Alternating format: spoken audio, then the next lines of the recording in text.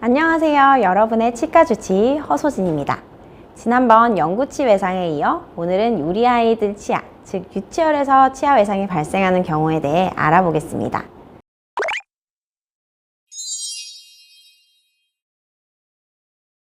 어린이의 외상은 어린이의 건강에 주요한 위협이며 일반적으로는 도외시되는 공중보건 문제인데요.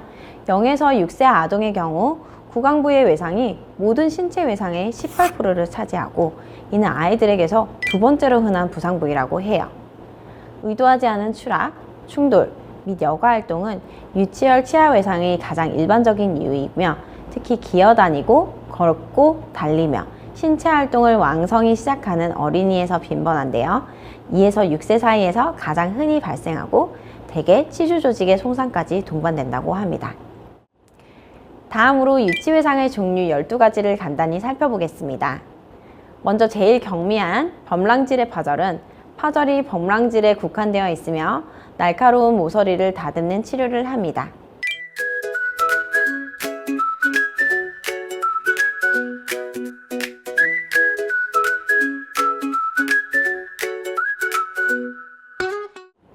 다음으로 치수 노출을 포함하지 않은 범랑질 상아질 파절은 아이들의 경우 치아 조각이 입 밖으로 떨어져 나가는 경우가 거의 대부분이지만 그 치아 파절편이 연조직에 들어가거나 입술 같은 그리고 섭취나 흡인될 위험이 있기 때문에 잘 살펴보아야 합니다. 치료로는 노출된 모든 상아질을 글래스 아이오노머 또는 복합 레진으로 충전하는 방법이 있습니다. 또한 혹시나 상실된 치아 구조물을 가지고 오셨다면 즉시 또는 추후 내원 시 복합 레진을 사용해서 수복할 수도 있습니다. 그리고 이제 치수 노출을 동반한 복합 치간 파절에 대해 살펴보겠습니다. 이때 노출된 치수는 자극에 매우 민감한데요. 그래서 주의해서 치료하는 것이 필요하며 아이들 치아에서도 치수를 보존하는 것이 중요하기 때문에 향후 치근 발달을 촉진하기 위해 부분 치수 절단술이 권장되기도 합니다.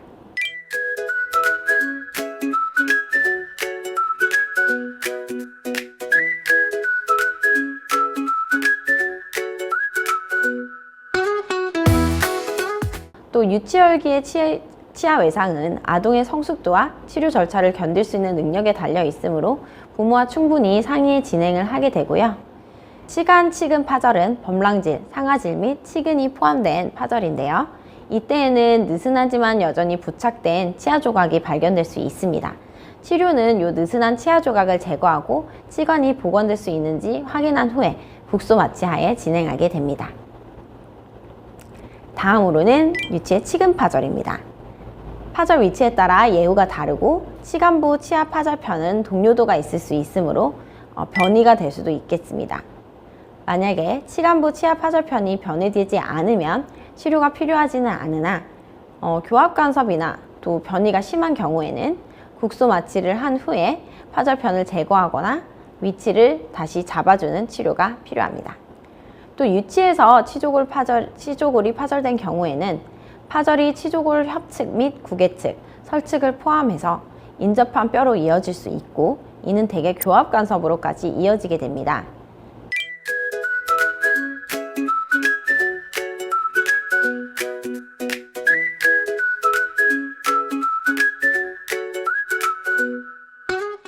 이때에도 이동하거나 교합 간섭을 일으키는 변이된 조각을 국소 마취 후에 재위치하고 인접한 다치지 않은 치아에 유연한 스플린트를 부착하여 4주간 안정화해주는 치료를 합니다.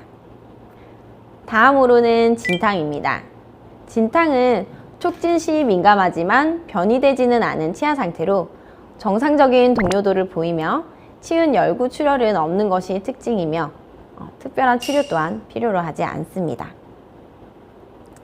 아탈구 시에는 치아가 촉진 시 매우 민감하며 증가된 동요도를 보이지만 위치가 변화되지는 않은 상태인데요. 아탈구는 치은 열구 출혈이 관찰될 수도 있으나 치료는 필요치 않습니다. 정출성 탈구는 치아가 치조화에서 바깥쪽으로 부분적으로 변이된 경우로 치아가 길어지고 동요도 또한 심하면서 교합 간섭이 있을 수 있습니다. 치료의 결정은 변이의 정도, 동요도, 교합 간섭 등 환자가 응급상황에 견딜 수 있는 능력에 기반하는데요. 교합이 간섭되지 않는다면 자발적으로 재위치하게 두지만 동요도가 너무 심하거나 특히 3mm 이상 정출됐을 때는 발치를 권유합니다. 다음으로 측방탈구입니다. 측방탈구 시에는 구개측, 설측 혹은 순측으로 치아가 변이되는데요. 교합 간섭이 최소한이거나 없는 경우 치아는 자발적으로 재위치되도록 허용되어야 합니다. 하지만 변이가 심해 치아를 삼키거나 흡인할 위협이 있는 경우에는 발치를 하거나 치아를 부드럽게 재위치시킵니다. 다음으로 유치의 함입에 대해서 알아볼 텐데요. 함입은 치아가 순측 골판을 통해 변이되거나 또 위에 자라고 있는 영구치배를 침범한 경우입니다. 이때에는 영구치배에 너무 근접해 있기 때문에 어떠한 힘을 가해도 영구치배에 손상이 갈 수 있기에 치아의 변이된 방향에 관계없이 치아는 자발적으로 재위치되도록 허용되어야 합니다.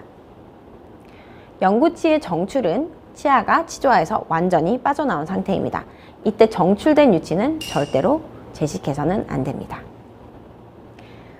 이제 다음으로 어린이의 유치열 외상의 관리에 대해 살펴볼 건데요. 유치열에서의 외상은 종종 아이가 치과 의사를 처음 방문한 이유일 수가 있어요. 첫 방문일 텐데 또 심하게 다쳐서 왔다면 아이와 보호자 모두가 극도로 불안하고 공포스러운 상태이기에 자녀와 부모 또는 다른 보호자의 불안을 최소화하는 것이 필수적입니다. 이렇게 하지 못했을 때에는 첫 방문이어서 가뜩이나 낯선데 두렵고 광범위한 검사, 방사선 사진 및 치료를 위해 협력하는 것을 거부할 가능성이 있습니다. 무릎 대 무릎 검사 방법은 부모와 치과의사가 마주 앉아 머리를 의사 선생님 쪽, 다리를 부모님 쪽에 두는 자세인데요. 불안에 찬 어린아이를 검사하는 데 도움이 될 수 있습니다.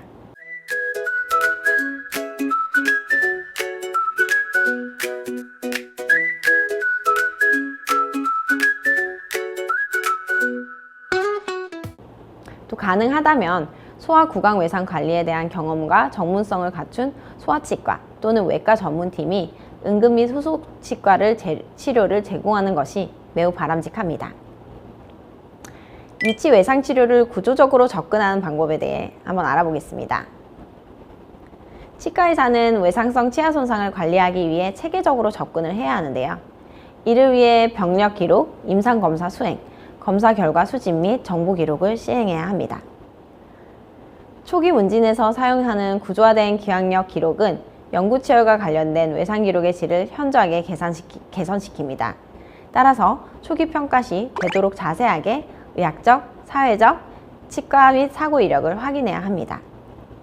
또한 구강 및 구강 내 사진 촬영은 지속된 부상에 대한 영구적인 기록이며 이는 강력하게 권장되는 기록 방식입니다. 다음으로 유치의 연조직 손상에 대해 알아보겠습니다. 아이 구강 및 구강 내 연조직 손상은 반드시 식별, 기록 및 진단해야 합니다. 특히 입술, 구강 점막, 부착 지은, 유리 지은, 소대의 열상 및 혈종을 확인해야 하고요.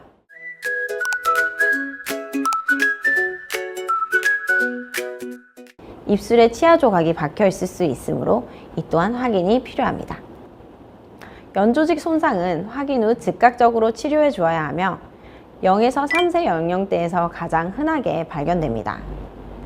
치은 및 연조직 손상은 가정에서의 관리와 부모의 참여도가 매우 중요하며 치아와 연조직의 치유 결과에 영향을 미치기에 부모 교육이 중요합니다. 다음으로 유치외상 시 꼭 살펴봐야 할 사항이 몇 가지 있는데요. 바로 그 첫 번째는 임상검사입니다. 앞서 말씀드렸듯이 구강 외 및 구강 내 임상사진 촬영은 강력히 권장되며 치수 민감도 검사는 유치에서는 신뢰할 수 없으므로 하지 않습니다. 하지만 치아 동요도, 색상, 압력에 대한 통증 및 위치 변이 등을 상세하게 기록해 두어야 합니다. 유치외상 시 꼭 살펴봐야 할 사항 중 두 번째는 바로 변색인데요.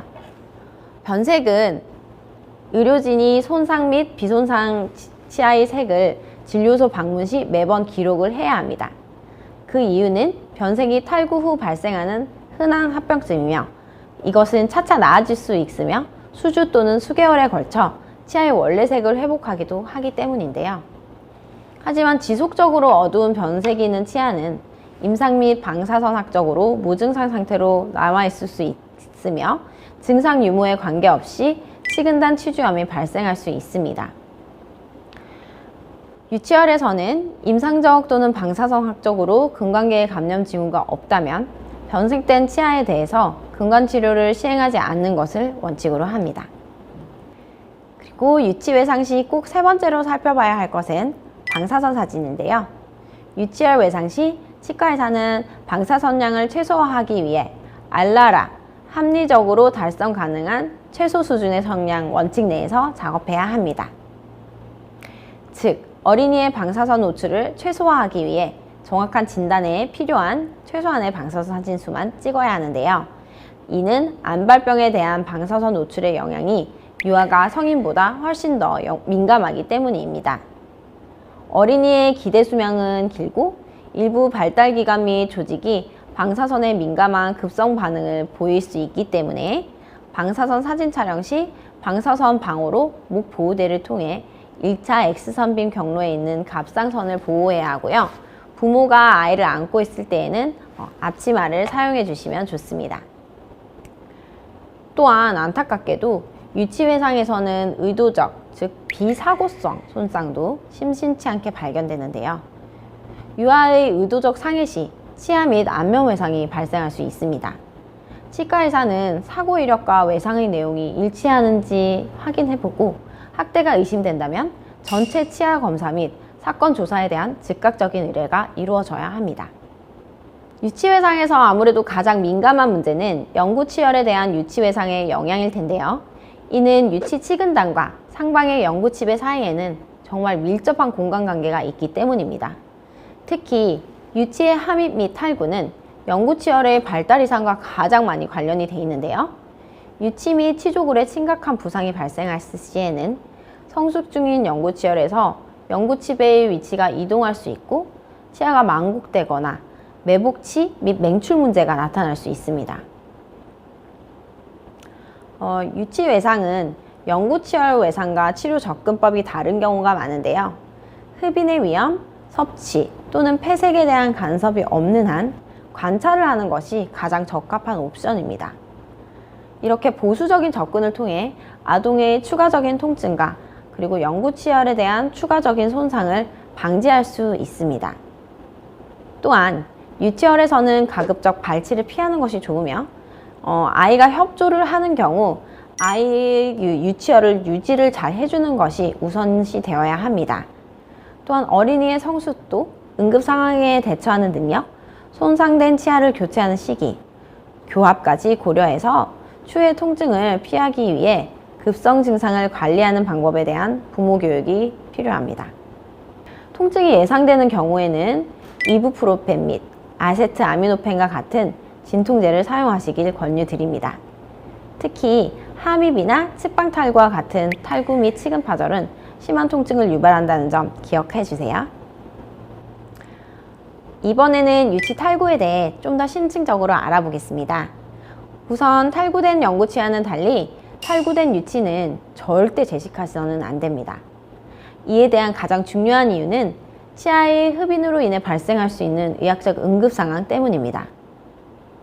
또한 제식을 하는 경우 어린아이에게 심각한 치료 부담, 제식을 하고 나면 부목을 해야 하고 부목을 또 제거하고 근관치료까지 해야 하는데 이는 큰 부담을 줄 수 있고 또 영구치아 또는 영구치 맹출에 대해 추가적으로 손상까지 유발할 수 있기 때문에 제식은 피해야 합니다. 다음으로 이렇게 유치열에서 탈구가 일어났을 때 항생제 사용에 대해 알아보겠습니다. 유치열에서 탈구의 처치를 위해서는 전신제 사용을 권장하지는 않는데요. 만약에 탈구가 연조직 외상을 동반하고 다른 조직과 관련된 상해가 있거나 또한 상당한 다른 외과적 개입이 필요할 때에는 항생제 사용을 임상의 재량 하에 하기도 합니다.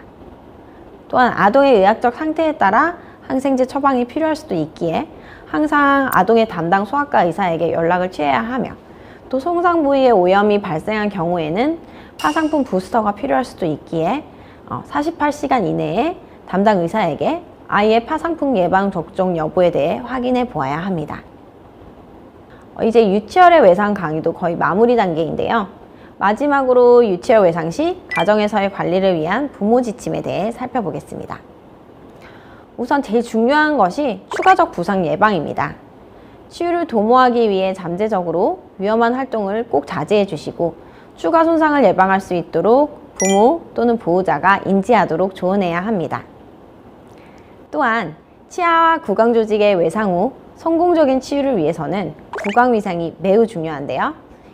2차 감염을 피할 수 있도록 감염된 부위를 상처가 생기지 않게 부드러운 솔이나 면봉으로 청소해 주시고 알코올이 없는 클로로헥시딘 구강 가글액을, 어린이들은 가글액은 삼킬 위험이 있기에 일주일 동안 하루에 2번 면봉으로 도포해서 치트와 음식물 잔 사이 축적을 방지해 주시고 세균수를 줄여주세요.